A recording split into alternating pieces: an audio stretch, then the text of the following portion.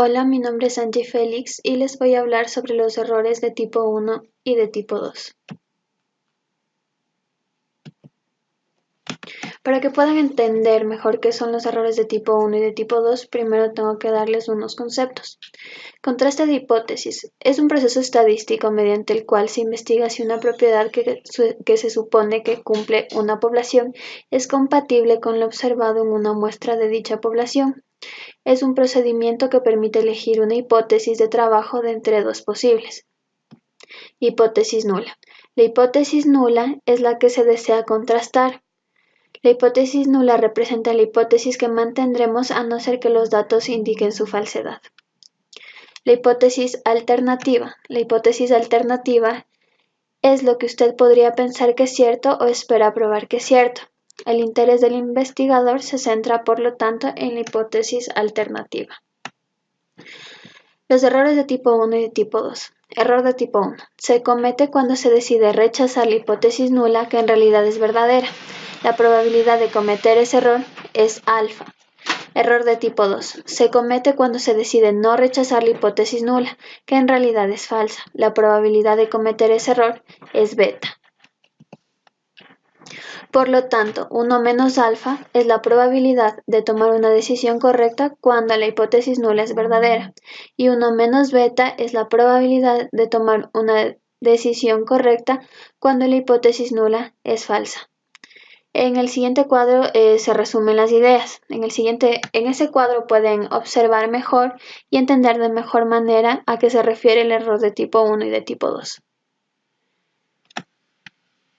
En esta gráfica pueden observar la curva tanto de la hipótesis nula como de la hipótesis alternativa, y también en la esquina derecha se puede observar la fórmula del valor t.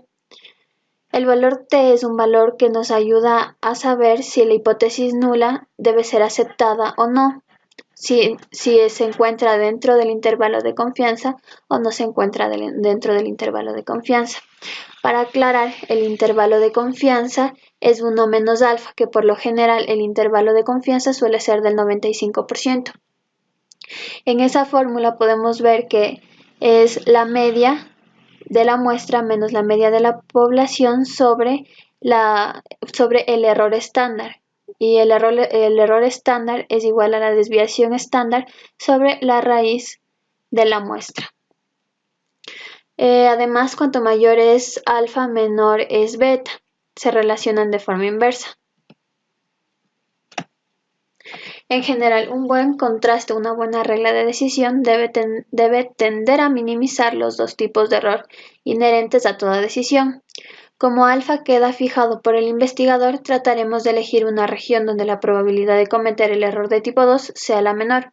Usualmente se diseñan los contrastes de tal manera que la probabilidad de alfa sea el 5%, es decir, el 0.05, aunque a veces se usa el 10%, que es del 0,1, o el 1%, que es del 0,01, para adoptar condiciones más relajadas o más estrictas. Ahora vamos a llevar a la práctica lo que anteriormente habíamos dicho. En este ejemplo, las variables que vamos a utilizar son país y salario mínimo en dólares. En esta parte se encuentran los datos de cada variable. En este ejemplo, para poder saber cuál es el error de tipo 1 y de tipo 2, tenemos que tomar una decisión de aceptar o rechazar la hipótesis nula. Para poder hacer esto, primero tenemos que establecer cuál es la hipótesis nula y cuál es la hipótesis alternativa. La hipótesis nula, en este caso, vamos a decir que el salario mínimo promedio va a ser de 305, y la hipótesis alternativa va a ser que el salario mínimo promedio va a ser diferente a $305.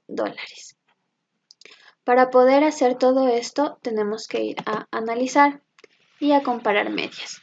Vamos a comparar medias porque estamos comparando la media de la muestra con la media de la población. Luego vamos a seleccionar prueba T para una muestra. La prueba T es una prueba que nos sirve para saber si tenemos que aceptar o rechazar la hipótesis nula. Por eso vamos a seleccionar en prueba T para una muestra. Luego, la variable que estamos utilizando es escalar. Para poder realizar esto, las variables siempre tienen que ser escalares en la prueba T. Entonces pasamos nuestra variable y en el valor de prueba ponemos 305, que es el valor con el que estamos trabajando con la hipótesis nula y para saber si se acepta o si se rechaza la hipótesis nula. Vamos a opciones y el porcentaje de intervalo de confianza le dejamos con el 95%, ya que siempre por lo general suele ser el intervalo de confianza el 95%. Aplastamos en continuar y en aceptar.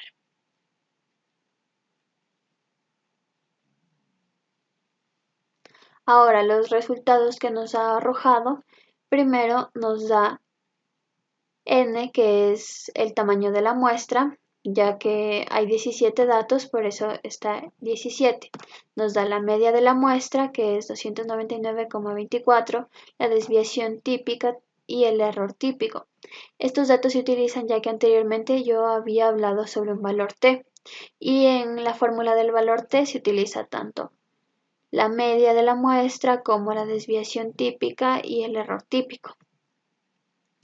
En esta parte se puede observar el valor t, que se obtiene con la fórmula que anteriormente yo les había mencionado. Para saber si se acepta o se rechaza la hipótesis nula, nos vamos a fijar en dos cosas. Primero, en si el valor t está dentro del intervalo de confianza. Nuestro intervalo de confianza va de menos 55,79 a 44,27, ya que nuestro valor t es menos 0.244, está dentro del intervalo de confianza y eso quiere decir que aceptamos la hipótesis nula. Además, en la significación bilateral, quiere decir que es la significación de los dos lados, al dividirle para 2 igual nos da un valor que es mayor al 0.05, y cuando el valor de significación es mayor al 0.05 quiere decir de igual manera que aceptamos la hipótesis nula, es decir, que aceptamos que el salario mínimo promedio es de $305. Para saber cuál sería el error de tipo 1 o el error de tipo 2, tomamos la hipótesis nula, y ya que el error de tipo 1 es rechazar la hipótesis nula, cuando esta en realidad es verdadera, decimos que el error de tipo 1 es que el salario mínimo promedio no es $305, siendo la hipótesis nula verdadera. Y la hipótesis y el error de tipo 2 es que no rechazamos la hipótesis nula cuando esta en realidad es falsa. Es decir, decimos que, aceptamos que el salario mínimo promedio es 305 y se daría el error de tipo 2 si la hipótesis nula sería falsa.